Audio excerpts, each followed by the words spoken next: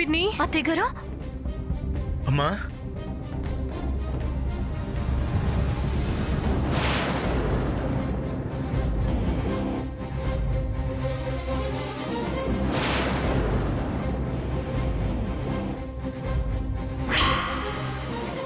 Doctor. It's a miracle.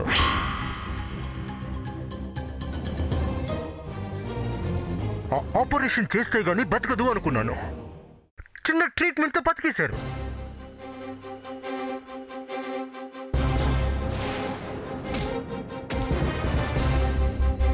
వైద్య శాస్త్రంలో ఇలాంటివి చాలా అరుదుగా జరుగుతుంటాయి.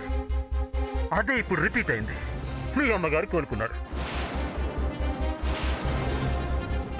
Thank you doctor. నేను నమ్మలేకపోతున్నాను.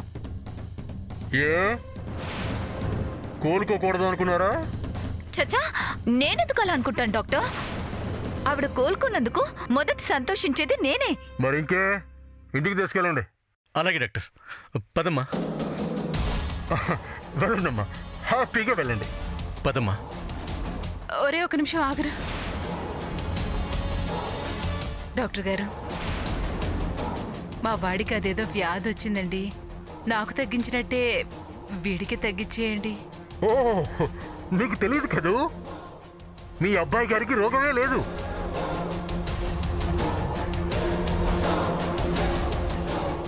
అవును పిన్ని, తమ్ముళ్ళ ఉండి మనల్ని టార్చర్ పెడుతున్న వాడి నుంచి మనల్ని కాపాడడం కోసం ఆ జబ్బు వచ్చిందని తమ్ముడు అబద్ధం చెప్పాడు.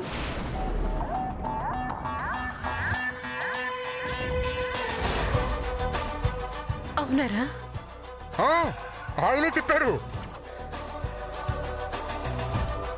సూర్య గారు, మీ నోటితో మీరే చెప్పండి, మీ అమ్మగారు ఆనందపడతారు.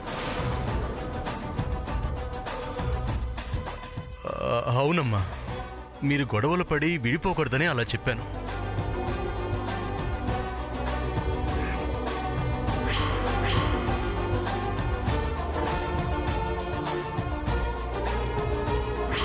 రోగం లేదని ఒప్పుకున్నావు కదరా, ఇక నీకు ఉంటది. అమ్మయ్యా, ఇప్పుడు కదరా నాకు సంతోషంగా ఉంది. అదే సంతోషంతో ఇంటికి వెళ్ళండి. తీసుకెళ్ళండి. అలాగే డాక్టర్. పదమ్మా.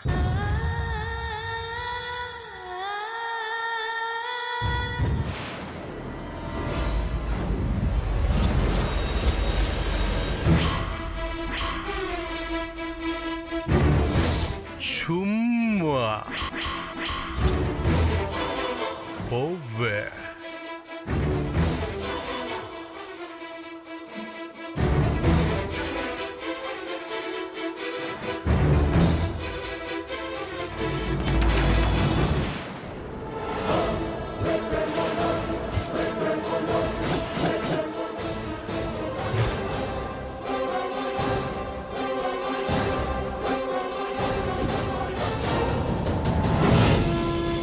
సామాన్య,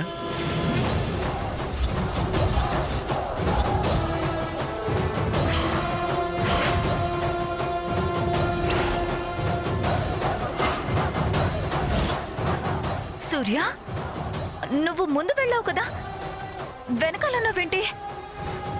నీకోసమే వచ్చాను. ఏమన్నా చెప్పాలా? నేను చెప్పిందేంటి, నువ్వు చేసిందేంటి? మీ అమ్మగారు ఎంత త్వరగా కోలుకుంటారని నేను అనుకోలేదు సూర్య. కోర్టు సూర్య, మరి లేకపోతే ఏంటి? నేనేదో మా అమ్మ 4 రోజులు మాట్లాడకుండా ఉండటానికి ఓ మోషన్ టాబ్లెట్ వేసి నీరసంతో మంచం ఎక్కేలా చేస్తామనుకుంటే ఏకంగా పైకి పంపడానికి అన్నట్టు రక్తమే చూపించావు.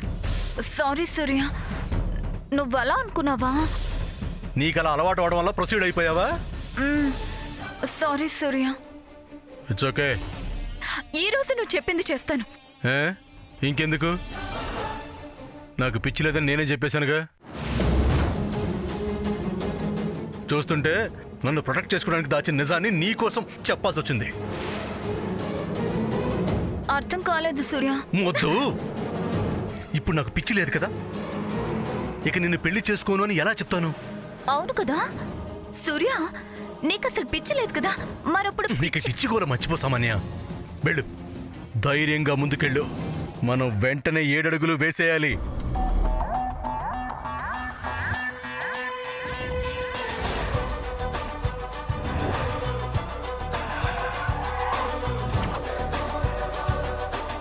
అలాగే సూర్య. సామాన్య,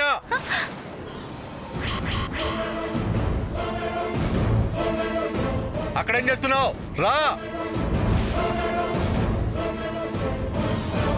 ఇక్కడేగా ఉన్నాడు, అక్కడికి ఎలా వెళ్ళాడు? వస్తున్నా. ఏంటో మా బావలా సామాన్యను రెచ్చగొడుతున్నావా? ఎంత దూరం వెళ్తావో వెళ్ళు, నేను చూస్తాను.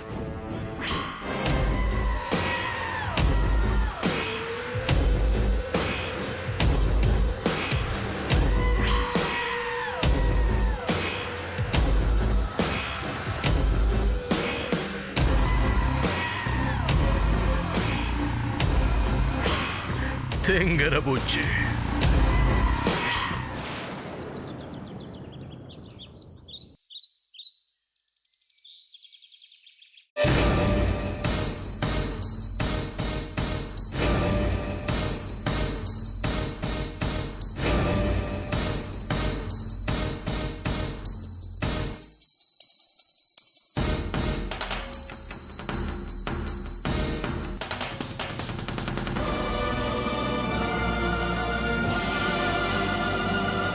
ఏదో చిన్న గాయంతో బయటపడ్డాను.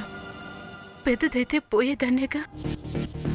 నా మనసులో లేకపోవటం వల్లే ఇదంతా జరుగుతుంది. నేను ఆదిత్యగడి గురించి ఆలోచించడం వల్లే నేను నా గురించి పట్టించుకోవటం మానేస్తున్నాను. ఇలానే వెళ్తే నేను బతకలేను, చనిపోతాను. ఇప్పుడే నాకు ఆ గతి పట్టకూడదు. నేను బతకాలి, నా కోరికలన్నీ తీర్చుకోవాలి.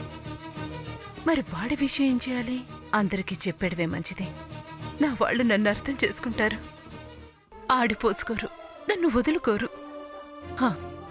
ఇప్పుడే చెప్పేస్తాను. అత్తయ్యగారు, అత్తయ్యగారు, నాన్న సూర్య, అత్తయ్య.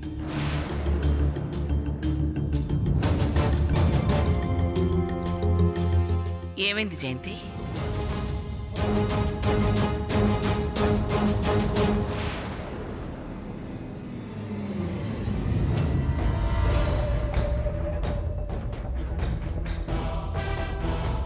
జరిగిన గతాన్ని మీ అందరికీ చెప్పాలనుకుంటున్నాను అత్తయ్య గారు.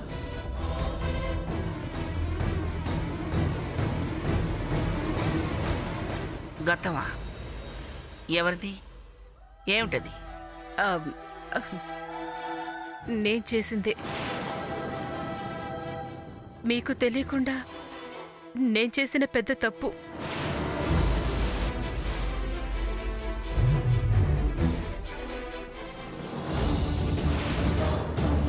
అది పెద్ద తప్పు. కాకపోతే అప్పుడు తెలియక చేశాను. ఇప్పుడు తెలిసి పశ్చాత్తాపడుతున్నాను. అమ్మా, దేని గురించి మాట్లాడుతున్నావు? నువ్వు చేసిన ఆ పెద్ద తప్పు ఏంటి? నీలా ఉండి నిన్ను మమ్మల్ని ఏడిపిస్తున్నవాడు బయటవాడు కాదురా. ఈ వజ్రపాటి ఇంటి బిడ్డే.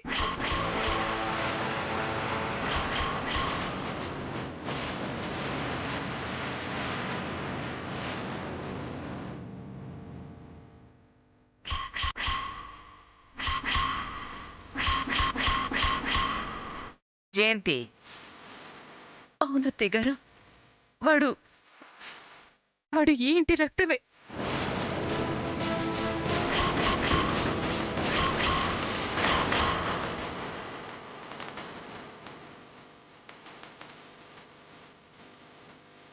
ఇన్నాళ్ళు ఈ విషయాన్ని మీకెవరికి చెప్పకుండా దాచాను. వాణ్ణి దూరం చేసి అనాథను చేసింది నేనే.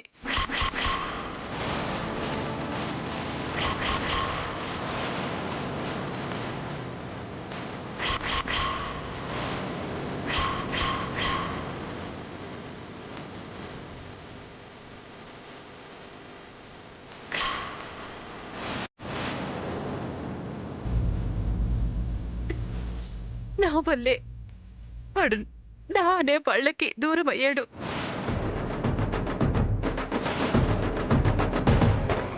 ఇప్పుడు వాడి గురించి వాడికి తెలిసినట్టుంది. అందుకే వచ్చాడు.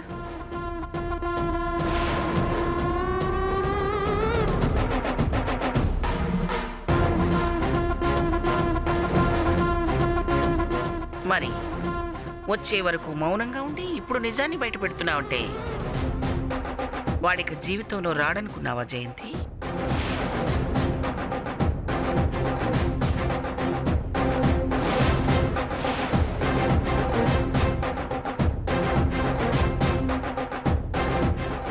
నువ్వు చేసింది పెద్ద తప్పు మాత్రమే కాదు, క్షమించరాని తప్పు. మన్నింపు లేని తప్పు, మా ఇంటికి మచ్చ తెచ్చిన తప్పు. అత్తయ్య గారు మాట్లాడకో. అది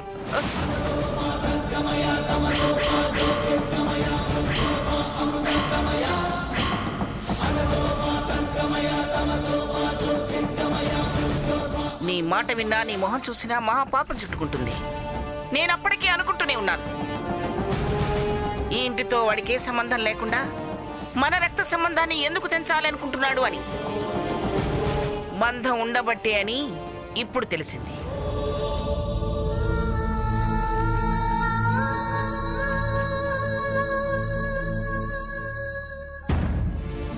అసలు తెలియంది ఏమిటంటే నువ్వు వాణ్ణి ఎందుకు అనాథన చేశావు అని.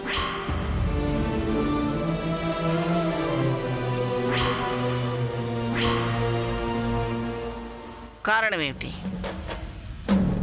పసిగుడ్డిని వదిలించుకోవాల్సినంత అవసరం ఏమిటి?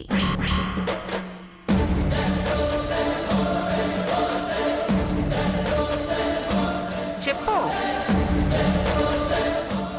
అత్తయ్య గారు అప్పుడేదో తెలియక చేశానంటున్నాను కదా, అంతకు మించి నన్నే వాడకండి.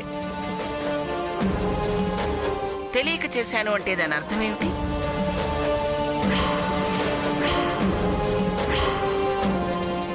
చెప్పు, ఏమిటి దాని అర్థం?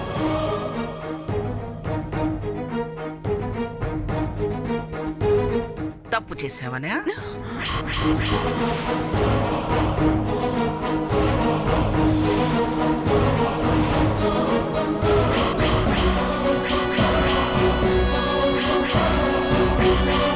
అత్తయ్య గారు చెప్పు, ఏమిటి దాని అర్థం?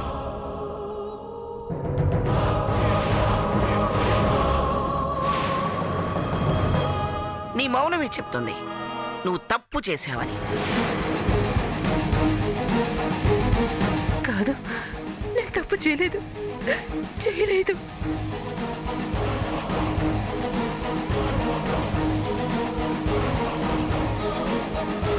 ఛీ! నీలాంటి దాన్ని నా కోడలిగా చేసుకున్నందుకు నాకు సిగ్గుగా ఉంది.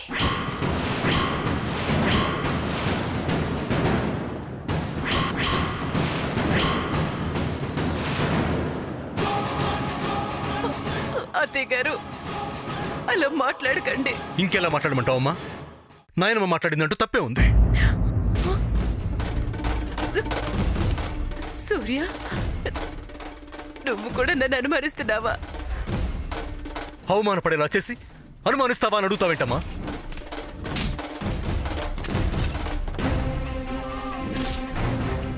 నేను నీ కడుపున పుట్టినందుకు నా మీద నాకే అసహ్యంగా ఉంది.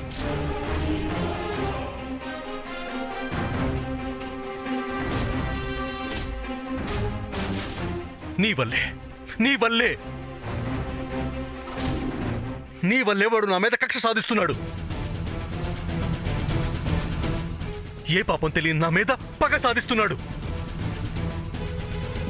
పాపం చేసింది నువ్వైతే శిక్ష అనుభవించేది నేనా?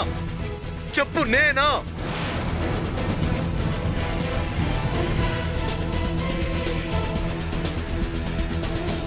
చిన్నత్త, ప్రాబ్లం ఇంతవరకు రాకముందే నువ్వు ఈ విషయాన్ని చెప్పుండాల్సింది. సాల్వ్ చేసే దారి చూసేవాళ్ళు. నువ్వు ఆ అవకాశాన్ని ఇవ్వలేదు. ఎందుకిస్తారు? ఆ అవసరం రాదనుకునుంటారు. ఛ! మీ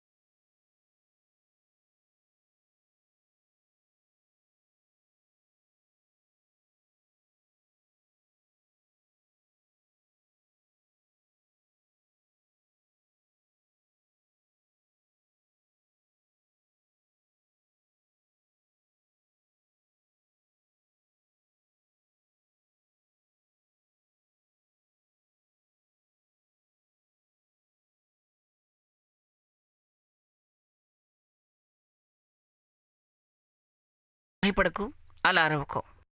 ఎందుకు అరుస్తుంది తెలిసిందిగా.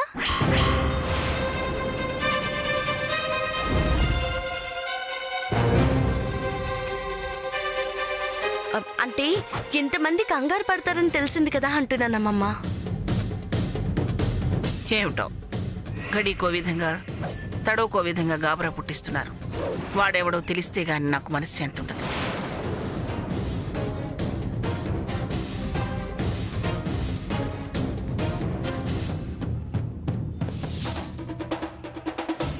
చిన్నత్త నువ్వు వెళ్ళు, నేను టాబ్లెట్స్ తీసుకొని వస్తాను. ఆ, అలాగే.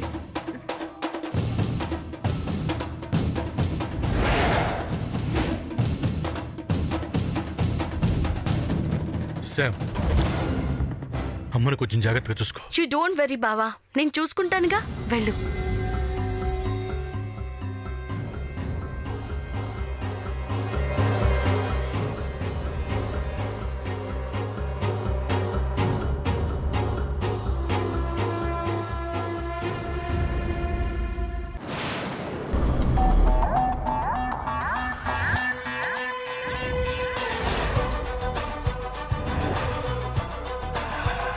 ఏంటి సామాన్య ఎలా చూస్తున్నావు?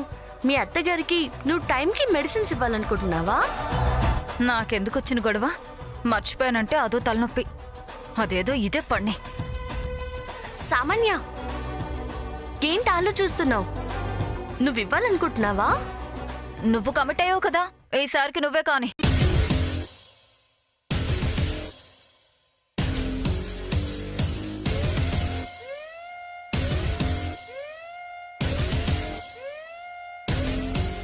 చిన్నత్త, నాలాగే నువ్వు నిజం చెప్తే జరిగి ఊహించుకున్నావా? ఇంకేం చెప్తావు? చెప్పలేవు. కానీ చెప్పే రోజు వస్తుంది చిన్నత్త. ఆ రోజు నీకు ప్రాబ్లం రాకూడదని కోరుకుంటున్నాను.